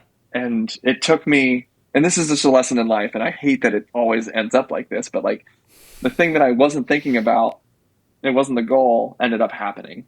Yeah. Because a lot of ways, because I didn't make it the goal. Yeah. And I wasn't able to really like celebrate it too much because I was like in a race with like 4 other guys on the last lap. Yeah. So it was just like, oh, there's actually like a lot of points and money still on the line, even racing from like 35th through 40th. Like, those are pretty, it's, could be a difference of like, 200 euros. Yeah. And like a lot of points. Yeah. And so it wasn't like, yeah, I crossed the line. Now I'm just going to ride as slow as I can on the last lap. Yeah. But man, it was so cool. Yeah. And to think it wasn't, it could have not happened. Yeah. Like 11 days before that, it was not in the plans. Yeah. And because the universe made it so, I got to race a World Cup in the Czech Republic, which is, this Halo thing that I saw my heroes doing. Yeah. And I got to finish lead lap in yet another World Cup, which I ended last year going like, well, cool. That was a really good World Cup career. Yeah. No, it's an incredible story, which is like why I was like, I want to hear specifically about this. Because I just feel like it's the unlikely culmination of, I think, what was tried. Like you were trying to put this together for a long time and then you you didn't fall backwards into it, but it just like happened kind of on its own because you were prepared to do it. So this is, it's not, it's not like I just got off the couch and got lead lap. No, like 100%. No, training hard and all that. Yeah. You made your own luck, as we tell the kids. luck favors the prepared. Yeah. And so, 100%. You have the sickest bikes with the sickest equipment, and there was no scrambling. It's like, I Yeah. already have all the stuff. Yeah. It's just going and executing. And I remember specifically in this race that hasn't happened before. Like this, this year I've been able to access like another level of pushing myself Yeah. where like I was not taking it in. I was not Sure. experiencing it. And if anything, Yeah. I had the active thought of like, I'm not having fun. Like I Mm. flew all the way to the Yeah. Czech Republic to not have fun right now. This isn't Yeah. fun. Yeah. Which I didn't expect to get. Right. You go like, oh, it's about the experience. And luckily I went there for a week and had a lot of experience that were outside of this hour that I flew there Yeah. for. But yeah, it still feels kind of surreal Yeah. that happened. And like, even the little things like I was able to ride the barriers, which Yeah. was like that's not a guarantee at this course. It happened to be frozen fast, which I didn't put muds on all year. So like that was in my favor. Like there was a lot of really cool things that just Yeah. happened that made that possible. And for forever, like I get to have that, which is really Yeah. cool. Yeah. Especially 100%. again, 'cause I didn't think I was going to get on a bike again. Yeah. Yeah. No, exactly. Exactly. It's incredible. We need to have that was a lot of serious talk. And not that there's anything wrong with that, but also we're taking a run at Chris Melman's record here. So we don't have to speed along, but we're flirting with that. So this is good stuff. But we always end things with, I call it random fire because it's all over the place and it's not necessarily quick if we choose to dwell on certain things. But Cool. we start things off, Ben, with the what's called the gas station question. And you and I are going to go out on a training ride. And at some point, we're going to run out of supplies because this is a long bomb we're going on. Even cyclocross racers can go on a long ride. So we're going to go on a long one. We're going to run out of supplies, and we're going to end up at a rural gas station. So there might be like wood paneling on the walls in this place with taxidermy hanging on it, and there might be like bait for sale in the back or something. But I they're grew gonna up in have Harrisonburg, Virginia. I'm yeah, very like familiar. yeah. Well, then I think that you will be suited for this question perfectly. What are you getting to eat and drink at this rural gas station? Can I ask a clarifying question of what is the weather? Oh, it can be whatever you'd like. But usually it's like hot as balls in Okay. my imagination when we're doing this. So because that's different. There's Yep. two different. If hot as balls, it's going to be some sort of pickle. Okay. Yep. It's going to be an orange flavored drink with Okay. carbonation Yep. and potato chips for sitting on the ground. We are staring into the middle distance, and I'm having an orange drink, and I'm having pickles, salt, and crunchies, salty. That's a fantastic start. I'm gonna And see then, if we can. Yeah. Okay, keep going here because we're in Virginia. So. Well, we're gonna keep riding. Yeah. Definitely, right? Yeah. Before we do, though, given that in this scenario we're in, Virginia, and my good friend Gordon Wadsworth always recommends if you see next to the cash register something wrapped in tin foil or cellophane, are you going to buy that? Or Well, is that one's that a too little risky? tougher. Like, I don't know if it's too risky. So, I mean, some context that may or may not apply. Like, I'm mostly plant-based, so I'm not going to be like roller dogs. Yeah. But I've been, if it's cold, for some reason this changes it. If it's cold, like cellophane wrapped chocolate chip cookie like that big. Mm, Oh yeah, I'm having that's a half of that banger. now, and then putting Yep. the rest in my jersey pocket. Okay. So I'm not afraid of that. If anything, that's like way more ideal. Like Sure. someone cooked that in a house that like maybe is Yes. like health code certified. For baked goods, no problem. But yeah, then something that I really started to like in when I was in Colorado was like chili covered gummy things. So like chili covered Okay. gummy worms or gummy bears. Like I would get those for the pocket, and then I'd get one or two king sized Rice Krispie treats. Okay. And Sure. and if we were like we got another 3 hours to go, I'm also grabbing a pack of brown cinnamon sugar Pop Tarts. Of course. To Yes. All not good all in one choices. sitting, but like that's the Yeah. ride food to like Yeah. get me Yeah. through. Fair enough. Okay. That'll work. Are you a music listener when you're on the bike?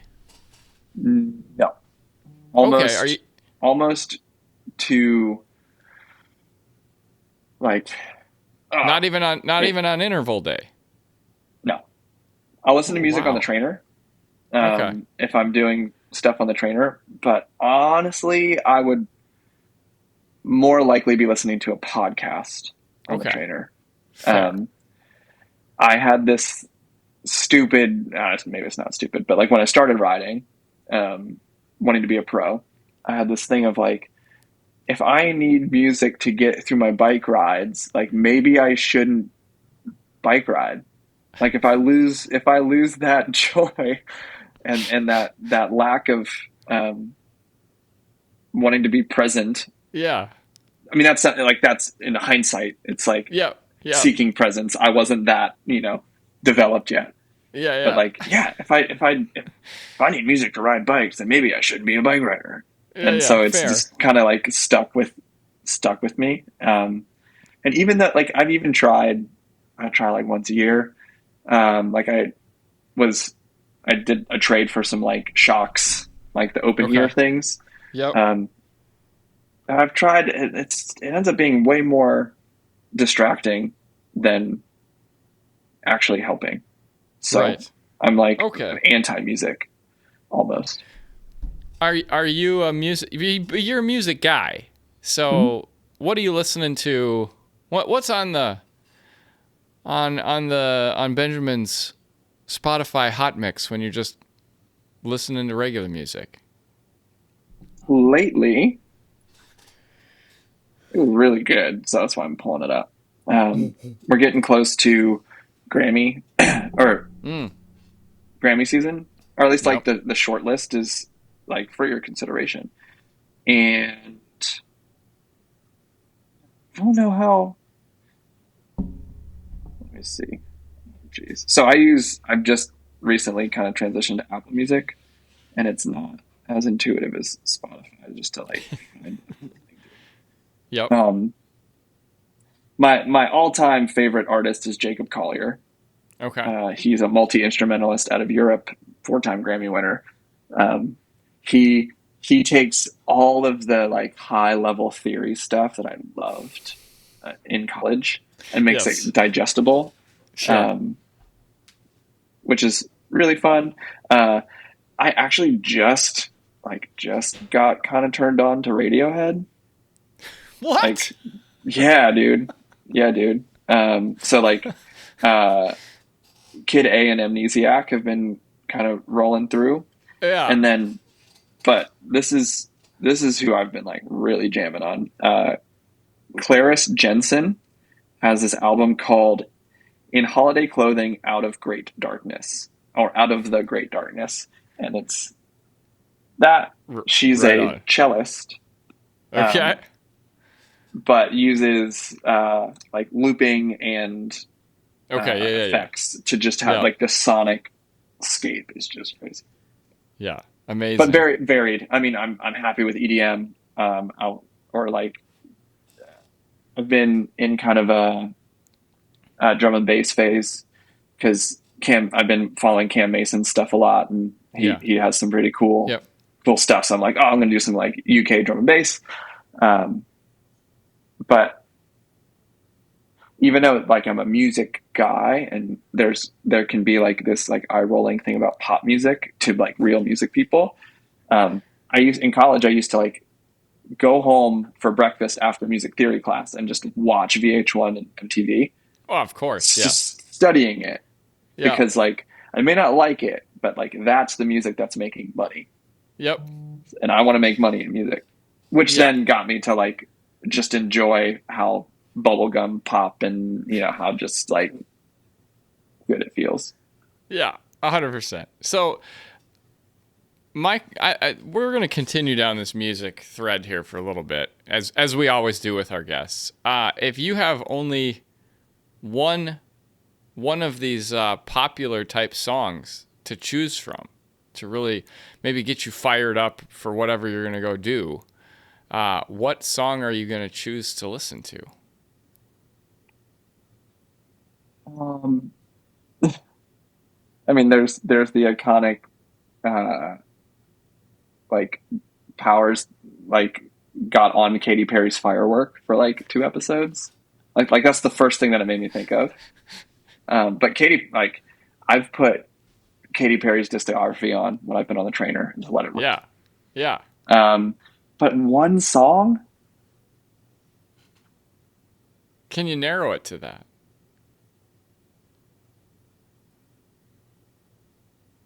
no, no, because uh, I guess like I mean to really pick apart the like to I interpreted it as like what are you gonna do to get hyped up to like do intervals or race your bike Yeah. or Yeah. Yeah. Yeah. like Yeah. dude, I'm on the trainer before a World Cup with just the sound of a Griffo on a feedback trainer. Like, like I have moved music away from the music is great because Stimulus. it can really do like affect your mood in a Yeah. lot of ways. But I Yeah. don't use music in that way. Okay. And if I All right. did, if I did, it's like I don't know. I feel a little bit sad in saying it, but I'm just gonna go to like Apple Music and hit like energy Yeah. Yeah. playlist. Yeah. Fair. Okay. Uh, so the final music question is that there's a running joke that the Holy Spirit of Gravel and I are going to. This is a fictional situation here. A lot of people think this might actually happen, but it's fictional. That she and I are going to host an activation at Unbound, which is actually going to turn into just a night of karaoke. And if you were to attend said fictional activation, and it's all friends here, right? We all love each other. It's all friends. What song with friends are you going to sing Firework. for us? Katy Firework. Perry's Firework. Okay, fantastic. Yes. Like that's See, yeah. here's the best part, like the psychology of this. I've asked this question for 3 months now. People stumble on like what song they want to just listen to, but I can ask people, what are you going to sing at karaoke? That comes out of a gun holster for everybody. Or if I didn't want to necessarily feel so exposed, um, dance with somebody, everyone's Sure. singing with you for that one. Yeah, Like no. everyone, like or Yeah. any song from a wedding playlist. Yeah. Well, that's what makes a good karaoke song. Either everyone's singing with you, and like lifting their cups in salute, or they're just cheering for you because whatever you're doing is so crazy. Yeah. Yeah. So, But I mean, if there was a world where I could play in the backup band, I'm up on stage all night. I would love to do that. also good to know. That is, yes. Yes. Need a We'll bass start player putting that group or a together drummer. as well. Yeah. Yeah. All right. Okay. This one is very important. Are you more in favor of Harry Potter or Lord of the Rings?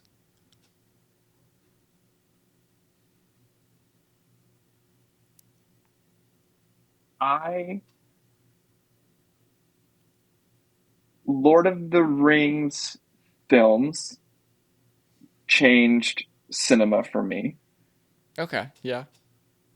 because of the whole context of how they were able to take this like fantasy genre, bring it Yeah. into pop culture in a way that just like broke everything. But also the fact that like they shot for 2 straight years. They shot 3 movies at once and then had to edit it all. And it was Yeah. so it was like that last golden time before CGI took over. Like it was Yeah. so like everything was practical, more or Yeah. less. Yeah. And so the movies absolutely changed the game. Yeah. I Yeah. will read. Well, so it's funny that you asked that. One of the things that I could do during my brain injury was listen to audiobooks and podcasts. And my group of friends gifted me the Harry Potter audiobooks, Oh, fantastic. narrated by Jim Dale. And so I listened through all 7 books, I don't know, 3 or 4 times. Yeah. So like the books are just, for just being a Yep. bigot, but Yep. the books are just incredible. Yep. And they will always have a really good place in my heart. So I've read the books both IRL and like 7 times through. Of And course. Harry Potter was like when they came out, I was in my, first year of school, like Yeah. we grew up together. Yes. Um, Yes. You are that age that you are I'm that like, you grew age. up with Harry. And I've only read Lord of the Rings, I think once all the way through, even though I'm like big nerd, like Yeah. Yeah. really appreciated it. Yeah. Well, But the well, movies, the movies are insane. The movies yeah, are yeah. insane. So your familiarity with Harry Potter makes us then ask a follow-up question, Ravenclaw. which is, what's that?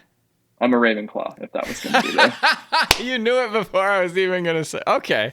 I kind of was listening just through the interview, and I'm like, I think this guy's going to answer Ravenclaw if he does. So, okay. That's It's good. I've had the sorting hat put on multiple times, and it, Yeah, of course. like, there's part of me that's like, well, I'm sure I'd be Gryffindor, but when I get into my like rabbit holes of Yeah. like, just going deep on a subject and like Yep. want to like focus this wide, but like 3 miles deep, Yeah. and perfectionist tendencies and Yeah, yeah, yeah. things No, that like, I'm glad that you can. It's refreshing to hear people who, and like pull the curtain all the way back. This is a batch recording day, so Ben is interview 4 of 4 today, and everybody today did not pretend to be Gryffindor. And I get so annoyed with people being like, "Well, of course I'd be Gryffindor." I'm like, "No, you wouldn't. You probably wouldn't." and if you were, I probably wouldn't like you as much. Yes. Yes, exactly. And yeah, I do not hide it. I identify as Slytherin, as my coffee cup shows and the mascot in the background shows. Yep. And Amazing. I get quite upset when people are like, "Well, you're not evil." I'm like, "Slytherin's not evil. We're just ambitious and we don't like rules if they're stupid." So Yep. awesome. Okay, 2 more for you. If you're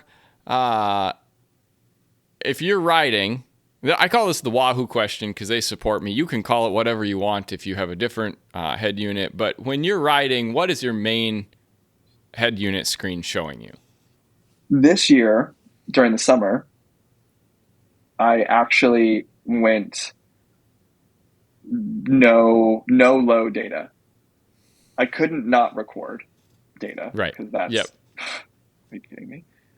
But I was really kind of struggling with chasing numbers or the perception that my numbers were getting lower because I'm getting older, whatever. Sure. Yep. Yep. So I got to a point and just to kind of like, I don't know, finally felt confident enough in myself to like try this where I would do my intervals with just the lap timer. Even though the interval was prescribed, doing 12 minutes at, whatever. Yeah. Up, down, whatever. But so I was doing like, okay, if it's making this up, like 2 minutes at 350 watts and then one minute at 400 watts and then back down 280 watts twice. But I was just doing it completely by perception and challenging myself. Like, do I have 10 years of knowledge in my legs? And if I don't, like, whatever. It's just what I'm capable of today, as opposed to, I guess, I have enough going on in my life that I don't have enough bandwidth to like coddle myself if I don't hit my numbers. So if I don't like know if I'm hitting my numbers or not, it's just about effort on the day. Yeah.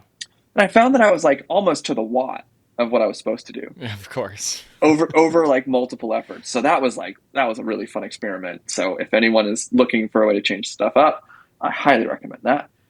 But if I have a computer for just a base day, it used to be watts, heart rate, time, and then time of day, just because I need to know how late I am for work. Exactly. Yes. And then intervals are watts, heart rate. No, sorry, it's lap time, watts, heart rate, and then average watts. If I'm like feeling mentally okay with reality, I'll do that one. If I'm not, it'll just be like lap time, watts, average watts for the lap. And I don't want to see how high I'm revving. I'm just going to like commit to it. Another fun fact, I do instant power. I don't smooth it. I've always done, like, I don't use 3-second smoothing. I've always just done that. And then I am in a phase where if I'm just doing like a base ride, I'll just have timer or a heart rate, just like a single thing on the screen. Yeah. And another fun, like, it's funny that you asked this. I used to use the hammerhead, or I still have a hammerhead. And they're phasing out the Karoo 2, or they're not like supporting it out at the beginning of the year. And I was like, well, I want some redundancy, and it's been kind of giving me some issues. I do not have a unit sponsor, so, and it was not a sponsored unit. I'm not just trying to like, I'm not dunking on a sponsor, nor whatever. Nor am I closing the door on getting one. Wink. But I got this. Oh, I don't even know what. It's like the Garmin 130. It's like It's like smaller than a watch. Yeah. Because back when I started, it was just power and heart rate, and that's it. You wrapped your heart rate monitor around the handlebar and called it good. Yeah, so like I'm kind of going back to that. Like I don't need a ton of stuff. I just power's important, heart rate's important, time I guess is important for like eating, and that's it. Yeah.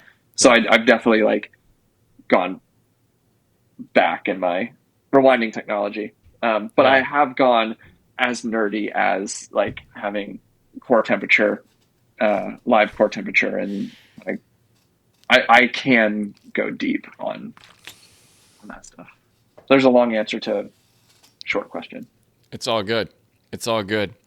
All right, last one. I guess we kind of float back into the moderately serious here with this final one, but a lot of what you shared today is really inspiring stuff that you're doing, that you're sharing. Very courageous, very brave of you to just kind of put your story out there and share it in a way that can help people and empathize with people.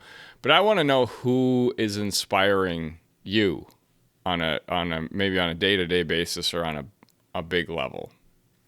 The first person that came to my mind is my partner and fiance, Leslie, who just got a new job and is absolutely smashing it there. And even though it's been like hyper stressful and like this huge undertaking and dealing with perceptions of imposter syndrome Yeah. and all that stuff. Like she's just fucking committing it and just doing it, and working really hard Yeah. because it's what she's worked for. It's like you have the thing, and now she's really running with that opportunity. So that's really Yeah. cool to see. Yeah. We also haven't really been hanging out very much the past month and a half because I've been traveling so much. So it's like, oh yeah, you are pretty rad. Yeah. No wonder I'm Yeah. coming home to you. Yeah. And then I have a friend, Sam Young, who I'm gonna be like, kind of, he's like me, wanted to race in Europe, and like me, he probably won't be mad at me saying this, is not like a generational talent. He's good Sure. at bikes, Yeah. but it's not like USA Cycling is even batting an eye at us Yeah. for support or anything like that. Yeah. Um, but damn it, if Sam is not in Europe right now, doing as many World Cups as they'll let him into, and doing all of these iconic races, and doing it in the face or in spite of people going like, why are you going all the way over there if you're not racing at the front? It's like, good for you, man. Yeah. Like I relate really heavily to it. And it is so vulnerable Yeah. to like, know that you might be only racing for 40 minutes and you flew across the world to do it. Yes. So Sam has been like really inspiring, because he's out there right now. Watch him on the ticker. Sam watch. I do it every time. And then one other cycling person is Cam Mason, and his journey is kind of like seeing him and racing with him when he was just like a skinny little kid, and he's now turning into being at the front of these races, and the way he's telling the story of where he's at now has been really, really cool to see. He's like, I'm now living where I've been training my whole life to be, or working my whole life for. And like, I've been able to relate to some of that in my own way the past 2 years. Like I'm actually doing the thing that I've been trying to do, and it's really cool. And he recognizes that. Yeah. And is very like self-aware and all of that. Yeah. No, I think those are all beautiful examples. And I just always love closing out interviews, hearing what really kind of drives you or the people that drive you. And so I so appreciate you sharing your story today, Ben, and everything that you've done just in the mental health sphere. Like this is the first time we've met, but it's felt like you're an ally in what we're trying to do and what we're trying to accomplish. And then obviously sharing about the brain injury as well is something that very kindred spirit with me in a place that can feel kind of lonely. So thank you so much for being here today and sharing so much of your story. Thanks for also being an ally and like taking away the mystification about it. If we say the sky's blue enough, people will be like, oh guys, the sky's blue and it's not that scary. Yes. And it's also like truly, it's good accountability for me to get up here and talk about the things that I believe in and remind myself to like also, I'd probably should still be walking that walk. Especially in a lot of cyclists and athletes struggle in the off season where all of a sudden I had a thing that I had a thing that I was working towards, and it was like right here. It's just do. And now it's like this huge amorphous, who knows? Yeah. And so, this is where my monsters get a little bit bigger, and I have to like there's a reason I put this coat on today, being very real. It's like, I've been struck, like food has been just with me because that's always going to be something that I live with. Yeah. So like, so put on your cool ass jacket and like, look at your tattoo and like, get on with it. Gently, get on with it. 100%. And so it's good and timely that we're having this conversation now. And, my encouragement to people is to keep having these conversations. or share with your friends, or Yeah. just listen to this so that it gets views, so the algorithm puts it in front of someone who maybe could really benefit from it, or really be in a spot where they need to hear it today. Because 100%. the amount of times that I've had something land in my lap that I needed that day changes the course. If we can try to do that for someone, that's huge. So Thank you for doing this. I would do this, man. We can keep talking for like an hour, easy. It's all good, man. This has been awesome.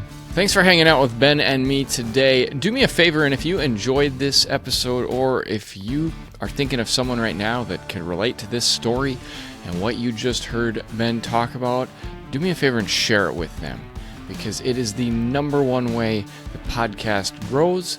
And more important than anything, it is a way that we can help those around us move forward in life, which is really why this podcast exists, is to help those around you. It has been an amazing 2025 with huge growth in the podcast this year, over 150,000 downloads throughout the year, which for a niche podcast in an already niche sport is phenomenal growth, and something I didn't think I would say. Remember that in the coming year, we are doubling down and moving to an every single week format. I've already recorded everybody in January, and I cannot wait for you to hear their stories. And again, thank you for all the support you've given this year to the podcast. But of course, most important than anything, I hope you're having a great day. And above all, I do hope as you move through your day with whatever's going on in your life, I do hope that you can remember that you are loved.